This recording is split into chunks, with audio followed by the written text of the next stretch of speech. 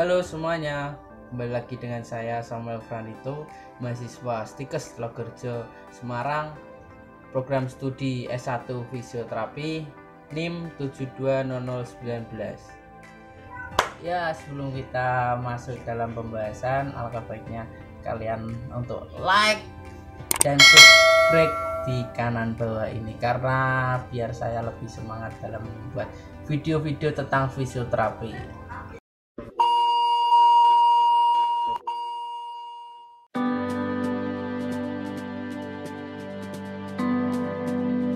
Bagaimana sih pencegahan dan penanganan cedera dalam fisioterapi? Pasti banyak dari kalian belum mengenal apa itu fisioterapi.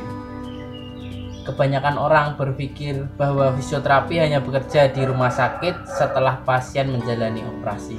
Sekarang fisioterapi dapat melakukan pelayanan praktek mandiri maupun di klinik. Bisa juga ikut gabung dalam tim olahraga. Bahwa tren zaman sekarang fisioterapi sudah meningkat sangat pesat.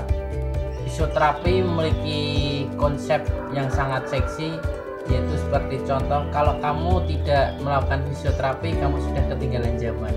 Salah satu metode dalam penanganan fisioterapi adalah massage.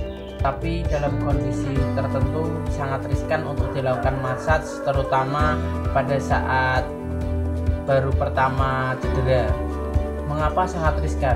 Karena jika pada cedera ada robekan otot atau ligamen, dapat memperparah cederanya dan mempersulit untuk penyembuhan. Fisioterapi yaitu membantu mengembalikan aktivitas fungsionalnya.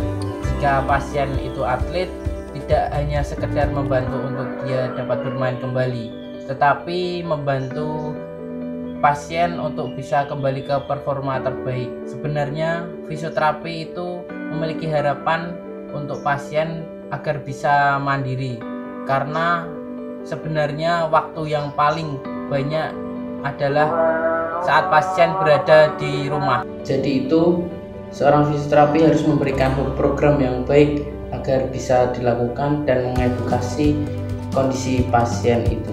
Fisioterapi adalah suatu proses yang tidak bisa secara langsung mengetahui cedera pasien, tapi harus melalui metode asesmen pemeriksaan agar dapat mengetahui kondisi cedera pasien yang sebenarnya.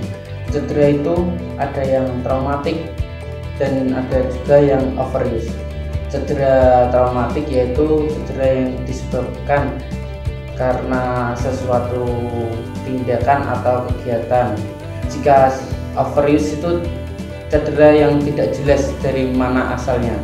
Bagi seorang fisioterapi pastinya memiliki beberapa cara atau metode untuk menangani pasiennya. Salah satunya yaitu elektroterapi, manual terapi, terapi latihan, bahkan komunikasi juga termasuk dalam metode seorang fisioterapi untuk menangani kondisi pasien. Seorang fisioterapi juga dapat menjadi seorang psikolog, karena untuk memotivasi pasien yang trauma karena cederanya untuk melakukan aktivitas, takut untuk menggerakkan sendi dan otot, yang terjadi malah semakin parah cederanya. Seorang fisioterapi harus tepat menentukan di mana letak cederanya, antara di otot, ligamen, atau tendonnya. Tugas kita sebagai fisioterapi harus memberikan penjelasan pasien dengan tepat supaya pasien dapat kembali dengan tepat. Prinsip latihan untuk terapi yaitu menggunakan progressive overload, yaitu dari bebannya, setnya, atau repetisinya. Untuk kalian yang belum pernah untuk melakukan fisioterapi, jika kalian datang ke fisioterapi, untuk mintalah program latihan yang baik. Kalau menggunakan alat saja, efeknya tidak akan maksimal dalam proses pemulihan cedera pasien, karena harus dilakukan latihan gerakan.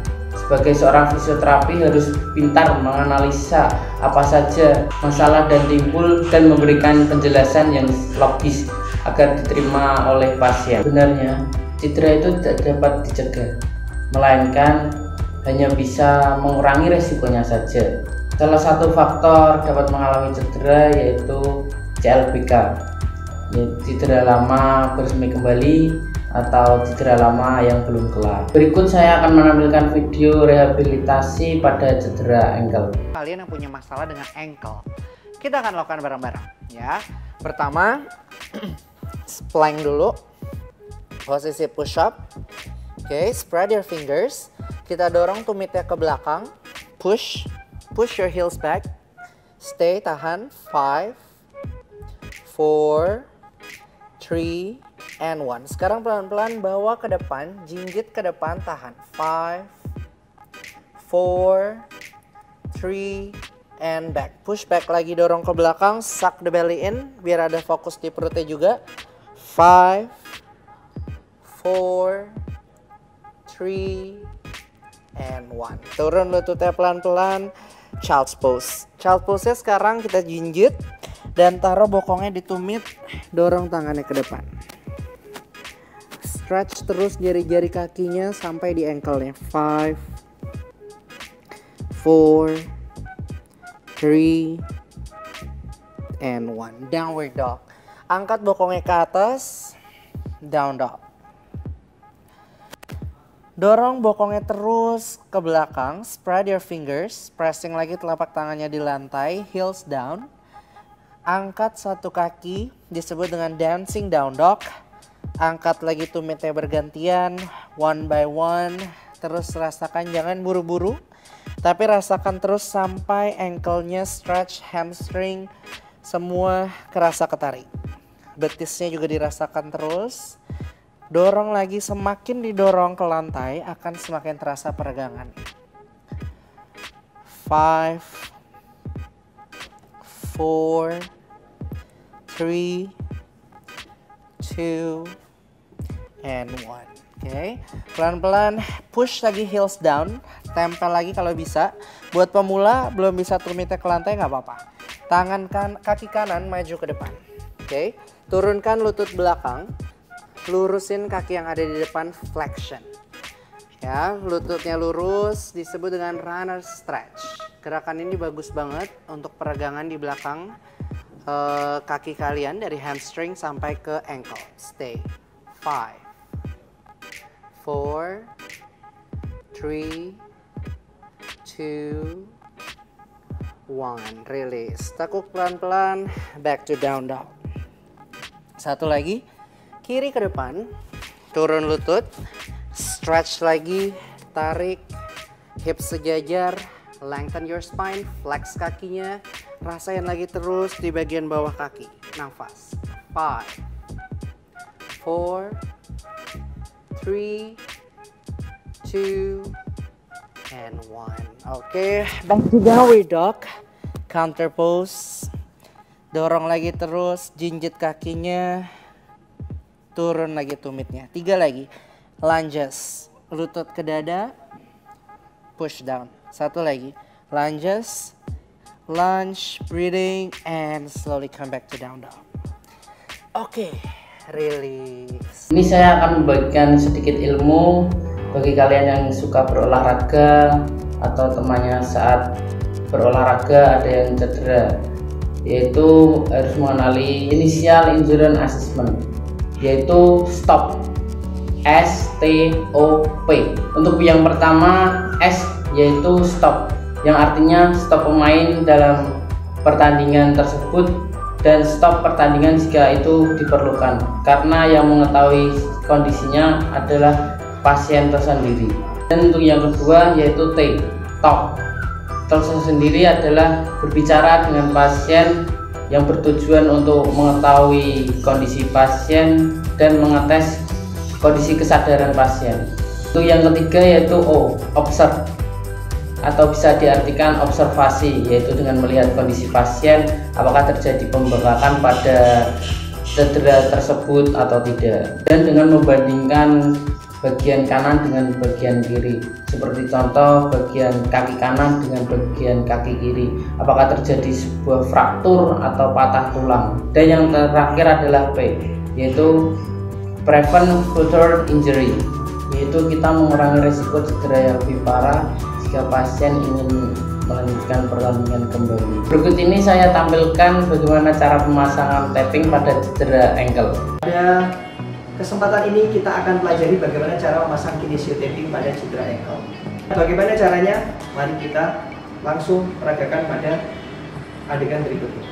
Oke, sekarang kita akan pelajari cara memasang kinesio tapping yang ada di sini untuk kasus cedera ankle. Bisa gunakan alkohol untuk membersihkan bagian ankle sehingga nanti tapping melekat dengan baik bagian yang akan kita tempelkan.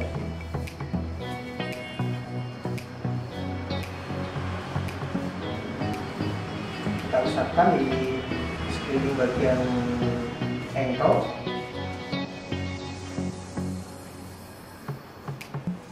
Setelah itu kita tunggu kering terlebih dahulu. Baik, langkah pertama kita tahu bagian paling sering tercedera adalah kaki masuk ke dalam atau inversi, sehingga yang kita lakukan bagaimana tapping tersebut dapat memfiksasi ankle tersebut supaya tidak masuk, sehingga harus kita posisikan dulu, kita luruskan inline, kemudian kita pasang tapping dari dalam bagian dalam. Baik, kita pasang dari sisi bagian dalam karena kita akan memfiksasi ankle supaya tidak masuk ke dalam. Jadi kita bikin posisi inline dulu, kemudian kita pasang. Cara membuka tapping adalah sobek, ya seperti ini. Jadi kita sobek, cara menyobeknya seperti ini. Kemudian selalu ingat bagian awal tapping direkatkan tanpa adanya tarikan sama sekali. Sehingga yang kita lakukan adalah tempelkan bagian ini tanpa adanya tarikan. Kira-kira 70-90% tarikan maksimal. Di sini mulai kita berikan tarikan. Ya. Tarikan sebesar 70-90% karena fungsinya adalah memfiksasi. Ya. Pada akhir, awal dan akhir tidak diberikan tarikan, dan pada bagian yang diberikan tarikan adalah yang tengah 70-90%. Kemudian di sini lebih ringan tarikannya, tidak seperti yang di sini. Tarikannya lebih tipis, 50-70 saja.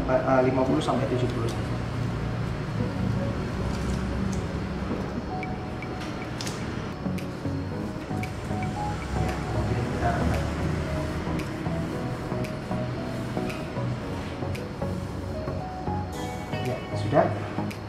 Ini adalah cara pemasangan kinesio tapping pada ankle sprain untuk memfiksasi ankle supaya risiko cedera kembali menurun. Nah, sekarang ini yang menjadi PR bagi kita semua adalah untuk men-share, mempublikasikan video-video atau penjelasan tentang bagaimana pertolongan pertama dalam bidang olahraga. Sekian penjelasan yang dapat saya sampaikan tentang bagaimana cara penanganan cedera dalam fisioterapi. Untuk mendukung saya ingatkan untuk like, komen, share, dan jangan lupa untuk subscribe. Dan mohon maaf jika ada salah kata dari saya, mohon maaf sebesar-besarnya. Terima kasih.